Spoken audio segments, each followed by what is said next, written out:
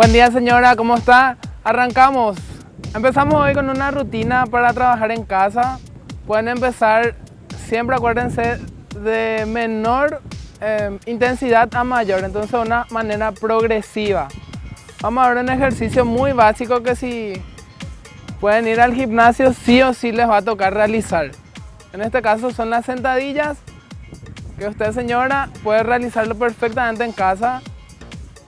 Entonces tenemos la postura, siempre acuérdense que la rodilla no debe de hacer este movimiento. Entonces evitar ir hacia adelante y sobrepasar la punta de los pies.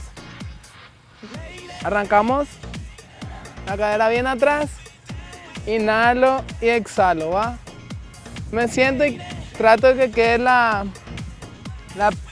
pierna, el glúteo alineado con el piso. Queda 90 grados, se le dice, ¿va? Entonces inhalo, exhalo.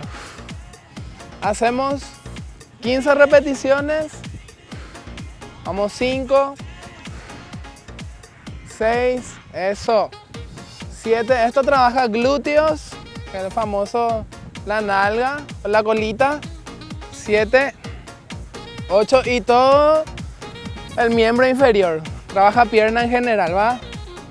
10, 11, 12, 13, 14 y una más, 15. Eso, trabaja el cuádriceps, el femoral y glúteos, que son miembros inferiores.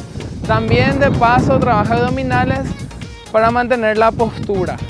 Te recomiendo que realices 4 series de 15 repeticiones. ¿A qué se refiere esto? Hago las 15 repeticiones y descanso entre 30 segundos a 1 minuto para volver a repetir las 15 repeticiones. Que tengan buen día.